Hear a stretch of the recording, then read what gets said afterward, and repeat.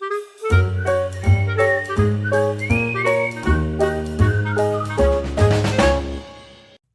Welcome to REVA'S. நான் ரேவதி சிவகுமார். இன்னைக்கு நம்ம சேனலில் ஆயில் பேஸ்டல்ஸ் எப்படி பிளெண்ட் பண்ணுறதுன்னு பார்க்கலாம். இன்னைக்கு வந்து நான் ஃபேபர் கேஸ்டல் பிராண்டில் இருக்கிற ஆயில் பேஸ்டல்ஸ் எடுத்து வச்சுருக்கேன். இது வந்து இந்தியாவில் 80 ரூபீஸ்க்கு வாங்கினேன். இதில் மொத்தம் 25 கலரில் ஆயில் பேஸ்டல்ஸ் இருக்கும். இப்போ இதை எடுத்துக்கலாம். இதை எடுத்து வச்சுட்டு ஒரு டிராயிங் ஷீட் எடுத்து அதை வந்து நான் மாஸ்கிங் டேப் போட்டு ஒட்டிக்க போகிறேன். இந்த ஒரு ஷீட்லேயே ஒரு 6 போர்ஷன் வர மாதிரி நம்ம மாஸ்கிங் டேப்பை நீட்டாக ஒட்டி எடுத்து வச்சுக்குவோம். ட்ராயிங் செய்கிறதுக்காக நீங்கள் சாதாரண A4 சைஸில் இருக்கிற ஒயிட் பேப்பர் எடுக்கிறீங்க அப்படின்னா அப்போ வந்து மாஸ்கிங் டேப்போ அல்லது செல்லோ டேப்போ ஒட்டுறதுக்கு முன்னாடி அந்த இடத்துல ஒயிட் கலரில் வேக்ஸோ அல்லது ஒயிட் கலரில் க்ரையான்ஸோ யூஸ் பண்ணிவிட்டு நீங்கள் வந்து நல்லா அப்ளை பண்ணிவிட்டு அதுக்கப்புறமா மாஸ்கிங் டேப் போட்டினீங்கன்னா அது உங்களுக்கு திரும்பவும் பிரிக்கிறதுக்கு ஈஸியாக இருக்கும். A4 சைஸ் பேப்பரில் டேரெக்டாக நீங்கள் இந்த மாதிரி டேப் ஒட்டிட்டு பிரிக்கும்போது அது வந்து பேப்பர் வந்து கிழிகிறதுக்கு சான்ஸ் இருக்குது. அதுக்காக தான் இந்த டிப்ஸ் உங்களுக்கு சொன்னேன். இப்போ நம்ம பிளெண்ட் பண்ணுறதுக்கு ஸ்டார்ட் பண்ணலாம். ரெட் கலரில் ஆயில் பேஸ்டல்ஸ் எடுத்து எந்த இடத்துலையுமே ஒயிட் கலரில் கேப் தெரியாத மாதிரி நான் ரெட் கலர் கொடுத்துருக்கேன். இப்போ அந்த ரெட் கலருக்கு மேலேயே மறுபடியும் கொஞ்சம் ஆரஞ்சு கலர் கொடுத்துட்டு அப்படியே கொஞ்சம் கீழே வரைக்கும் ஆரஞ்சு கலர் கொடுத்துருக்கேன். இப்போ எல்லோ கலர் எடுத்திருக்கேன். இந்த ஆயில் பேஸ்டலில் வந்து சில இடங்களில் கொஞ்சம் தூசி அழுக்கு இருக்கிற மாதிரி இருக்குது. அதை வந்து நான் ஒரு டிஷ்யூ பேப்பர் யூஸ் பண்ணி தொடச்சி விட்டுக்கிறேன். நீங்கள் எடுக்கிற ஆயில் பேஸ்டல்ஸ்லையுமே சில இடங்களில் இந்த மாதிரி அழுக்கு தூசு இருந்துச்சுன்னா காட்டன் கிளாத்தோ இல்லை டிஷ்யூ பேப்பரோ வச்சு க்ளீன் பண்ணிவிட்டு அதுக்கப்புறமா கலர் பண்ண ஆரம்பிங்க.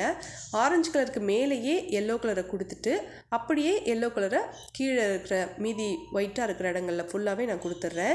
இந்த மாதிரி பேக்ரவுண்ட் கலர் பண்ணிவிட்டு அதுக்கப்புறம் நீங்கள் உங்களோட டிராயிங் வந்து கண்டினியூ பண்ணிக்கலாம். இது மாதிரி பிளெண்ட் பண்ணியிருக்கும் போது நீங்கள் கலர் பார்த்தீங்கன்னா உங்களுக்கு நல்லா தெரியும். நல்லா பிரைட்டாக இருக்கும், பார்க்குறதுக்கு ரொம்பவே சூப்பராக இருக்கும். இது மாதிரி கலர் பண்ணும்போது ஒன்று மட்டும் நீங்கள் கவனிச்சுக்கோங்க. பேப்பர் வந்து தெரியாத அளவுக்கு ஃபுல்லாக கவர் ஆகிற மாதிரி நல்லா அழுத்தமாக ஆயில் பேஸ்டல்ஸ் நீங்கள் யூஸ் பண்ணிங்கன்னா தான் இந்த மாதிரி உங்களுக்கு கிடைக்கும். இப்போது நம்ம ரெண்டாவது போர்ஷன் இருக்கு இல்லையா, அதில் வந்து க்ரீன் கலர் எடுத்து கொடுத்துக்கிறேன். லைட் க்ரீன் கொடுக்குறேன். நான் லைட் க்ரீனும் எல்லோ கலரும் கொடுத்துக்க போகிறேன். நீங்கள் வந்து உங்களுக்கு பிடிச்ச மாதிரி என்ன கலர் வேணாலும் கொடுத்துக்கோங்க.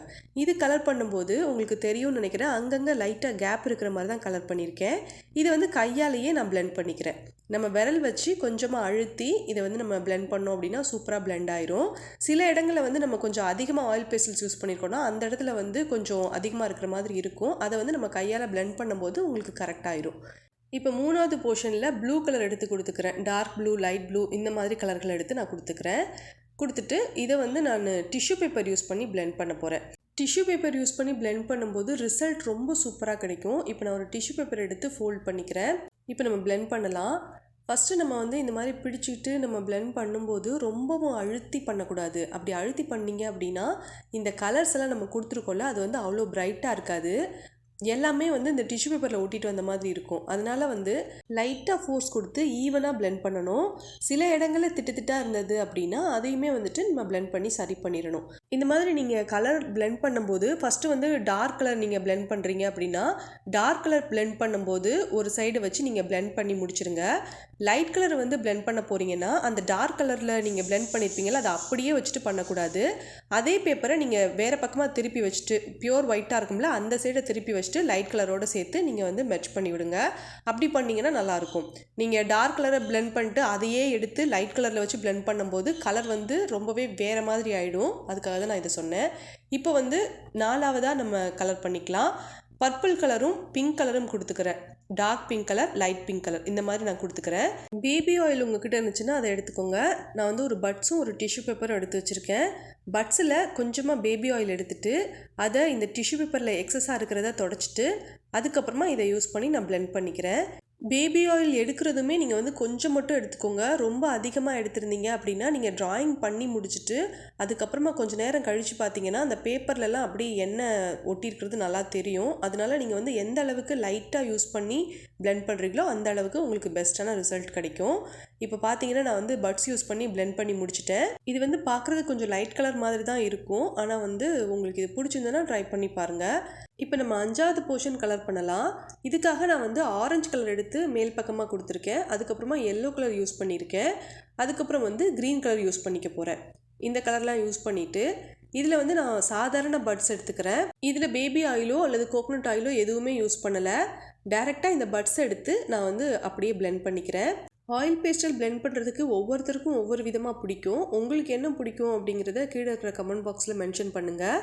ஒரே ஒரு பட்ஸ் தான் நான் எடுத்திருக்கேன். அதையே யூஸ் பண்ணி ஃபுல்லாகவே நான் வந்து பிளெண்ட் பண்ணிக்கிறேன். இப்போ இதை blend பண்ணி முடிச்சதுக்கப்புறம் ரிசல்ட் பாருங்கள். உங்களுக்கு இது பிடிச்சிருந்ததுன்னா இதை நீங்கள் ட்ரை பண்ணி பாருங்கள். அடுத்ததாக ஆறாவதாக நம்ம வந்து கலர் பண்ண போகிறோம். அதுக்கு பிளெண்ட் பண்ணுறதுக்காக நான் கோகோனட் ஆயில் யூஸ் பண்ண போகிறேன். உங்ககிட்ட லின்சீட் ஆயில் இருந்துச்சு அப்படின்னா அதை நீங்கள் யூஸ் பண்ணிக்கலாம். இல்லைனா பேபி ஆயில் இருந்துச்சுன்னா அதை கூட நீங்கள் யூஸ் பண்ணிக்கலாம். பிளாக் கலரும் ப்ளூ கலரும் மட்டும் கொடுத்துக்கிறேன். அதுக்கப்புறம் ஒரு ப்ரஷ் எடுத்திருக்கேன். இந்த ப்ரஷ்ஷில் கொஞ்சமாக ஆயில் நான் எடுத்திருக்கேன். கோகோனட் ஆயில் எடுத்துகிட்டு நம்ம அக்ரிலிக் பெயிண்டிங் அல்லது போஸ்டர் கலர் பெயிண்டிங் எல்லாம் செய்யும்போது எப்படி நம்ம பெயிண்ட் பண்ணுவோமோ அதே மாதிரி இதை வந்து நம்ம பெயிண்ட் பண்ணிக்கலாம். இந்த மெத்தட் நீங்கள் யூஸ் பண்ணி நீங்கள் செய்யும்போது இது வந்து ஆயில் பெஸ்டல் ட்ராயிங் மாதிரி இருக்காதுங்க. ஒரு பெயிண்டிங் பண்ண எஃபெக்ட் உங்களுக்கு இதில் கிடைக்கும். ஆயில் பெயிண்ட் யூஸ் பண்ணி பெயிண்ட் பண்ணால் எப்படி இருக்குமோ அந்த மாதிரி இருக்கும். நீங்கள் வேணால் இதை ட்ரை பண்ணி பார்த்துட்டு எப்படி இருந்ததுன்னு சொல்லுங்கள் நீங்கள் எனக்கு. இப்போ வந்து இந்த பிளாக்கும் ப்ளூவும் நல்லா பிளெண்ட் ஆகிற மாதிரி நடுவில் இருக்கிற இந்த இடத்த வந்து நல்லா பிளெண்ட் பண்ணி விட்டுக்கிறேன். அதுக்கப்புறம் இது வந்து கொஞ்சம் ட்ரை ஆகிறதுக்கு டைம் ஆகுங்க. அது மாதிரி இந்த ப்ரஷ்ஷையுமே சாதாரண வாட்டரில் நீங்கள் வாஷ் பண்ணிங்கன்னா அவ்வளோ கரெக்டாக இருக்காது. அதனால் நீங்கள் சோப் அல்லது சோப் வாட்டர் அல்லது ஷாம்பு யூஸ் பண்ணி வாஷ் பண்ணிக்கோங்க. மற்றதெல்லாம் யூஸ் பண்ணி நம்ம பிளெண்ட் பண்ணும்போது இந்த அளவுக்கு அழுக்காகாது ஓரங்களில். இப்போ பார்த்தீங்கன்னா உங்களுக்கு தெரியும்னு நினைக்கிறேன், டிஷ்யூ பேப்பர் யூஸ் பண்ணி நான் வந்து க்ளீன் பண்ணிகிட்ருக்கேன். இது கம்ப்ளீட்டாக ட்ரை ஆகணும். இது வந்து நீங்கள் கையில் தொட்டாலே ஒட்டுற மாதிரி தான் இருக்கும். அதனால் கொஞ்ச நேரம் இது ட்ரை ஆகிற வரைக்கும் வெயிட் பண்ணணும். நல்லா ட்ரை ஆனதுக்கப்புறம் நம்ம இதில் பெயிண்ட் பண்ணிக்கலாம். இப்போ நம்ம 6 போர்ஷன்லேயுமே கலர் பண்ணிட்டோம். இந்த லாஸ்ட்டாக கொடுத்துருந்ததும் நல்லா ட்ரை ஆகிடுச்சு. ஒவ்வொரு கலர் பேக்ரவுண்டுக்கு ஏற்ற மாதிரி ஒவ்வொரு படங்கள் நம்ம வரையலாம். ஆனால் வந்து நான் இன்றைக்கி இந்த 6லேயுமே ஒரே படம் தான் வரைய போகிறேன். கொஞ்சம் பில்டிங்ஸ் இருக்கிற மாதிரியும் அந்த பில்டிங்ஸில் வந்து லைட் இருக்கிற மாதிரியும் அதுக்கப்புறம் ஹாஃப் மூன் ஃபுல் மூன் இருக்கிற மாதிரியும் கொஞ்சம் ஸ்டார்ஸ்லாம் இருக்கிற மாதிரியும் நான் வந்து வரைஞ்சி விட போகிறேன். நான் வரைகிறதுக்காக அக்ரிலிக் பெயிண்ட் யூஸ் பண்ணியிருக்கேன். அக்ரிலிக் பெயிண்ட் போஸ்டர் கலர் இல்லைனா பாலிக்ரோம் பென்சில் இருந்ததுன்னா அதை யூஸ் பண்ணி பண்ணலாம். இல்லைனா 8B 10B கிராஃபிட் பென்சில் இருந்ததுன்னா அதை யூஸ் பண்ணி வரையலாம். இல்லைனா உங்ககிட்ட மார்க்கர் இருந்ததுன்னா அதை யூஸ் பண்ணி கூட நீங்கள் கலர் பண்ணிக்கலாம். இது வந்து சில்க் அவுட்டுங்கிறதுனால அப்படி பிளாக் கலர் கொடுத்துருக்கேன். அதுக்கப்புறம் இந்த ஒவ்வொரு பில்டிங்லேயுமே லைட் எரியிற மாதிரி ஒயிட் கலரில் அக்ரிலிக் பெயிண்ட் யூஸ் பண்ணிட்டு சின்ன சின்னதாக ஸ்கொயர் ஷேப்பில் வரைஞ்சி விட்டுருக்கேன். அதுக்கப்புறம் ஹாஃப் மூன் இருக்கிற மாதிரி வரைஞ்சிக்கிறேன். அடுத்ததில் ஃபுல் மூன் இருக்கிற மாதிரி வரைஞ்சிக்கிறேன். மூன் வரைகிறதுக்கு பிடிக்கலன்னா நீங்கள் சூரியன் கூட வரைஞ்சிக்கலாம். அது மாதிரி சின்ன சின்ன பறவைகள் அங்கங்கே பறந்துட்டுருக்கிற மாதிரி வரையலாம். பேராஷூட் அல்லது கைட்லாம் பறந்துட்டுருக்கிற மாதிரி வரையலாம். இல்லைனா ஒரு ஃப்ளைட் பறந்துட்டுருக்கிற மாதிரியோ ஹெலிகாப்டர் பறந்துட்டுருக்க மாதிரியோ கூட நம்ம வரையலாம். நம்மளோட க்ரியேட்டிவிட்டிக்கு ஏற்ற மாதிரி எப்படி வேணாலும் நம்ம வந்து இந்த ட்ராயிங் பண்ணிக்கலாம். இப்போ வந்துட்டு நான் சில இடங்களில் ஃபுல் மூன் வரைஞ்சிருக்கேன், சில இடங்களில் ஹாஃப் மூன் வரைஞ்சிருக்கேன். ஸோ பாருங்கள், இப்போ வந்து மாஸ்கிங் டேப்பை பிரிச்சிடலாம். பெயிண்டிங் அல்லது ட்ராயிங் முடிச்சுட்டு இந்த மாஸ்கிங் டேப்பை பிரிக்கும் போது ரொம்பவே ஹாப்பியாக இருக்கும். இப்போ வந்து இதை பிரிச்சிடலாம். பிரிச்சுட்டு நான் வந்து உங்களுக்கு காமிக்கிறேன். இந்த 6 படங்களில் உங்களுக்கு எது ரொம்ப பிடிச்சிருக்குன்னு சொல்லுங்கள். அதே மாதிரி இந்த 6ல் உங்களுக்கு வந்து எது ரொம்ப பிடிச்சிருக்கோ அதை நீங்கள் ட்ரை பண்ணி பார்த்துட்டு ரிசல்ட் எப்படி வந்துருந்துச்சு அப்படிங்கிறதையும் கீழே இருக்கிற கமெண்ட் பாக்ஸில் மென்ஷன் பண்ணுங்கள். இந்த வீடியோ உங்களுக்கு ரொம்ப பிடிச்சிருந்ததுன்னா யூஸ்ஃபுல்லாக இருக்குன்னு நீங்கள் ஃபீல் பண்ணிங்கன்னா நீங்கள் இந்த வீடியோவை லைக் பண்ணி உங்கள் ஃப்ரெண்ட்ஸுக்கும் ஃபேமிலி மெம்பர்ஸுக்கும் வீடியோவை ஷேர் பண்ணி விடுங்க. நீங்கள் இப்போ தான் ஃபஸ்ட் டைம் நம்ம சேனல் பார்க்குறீங்கன்னா சேனலுக்கு சப்ஸ்கிரைப் பண்ணிவிட்டு அப்படி பக்கத்தில் இருக்க பெல் ஐக்கானை கிளிக் பண்ணிடுங்க.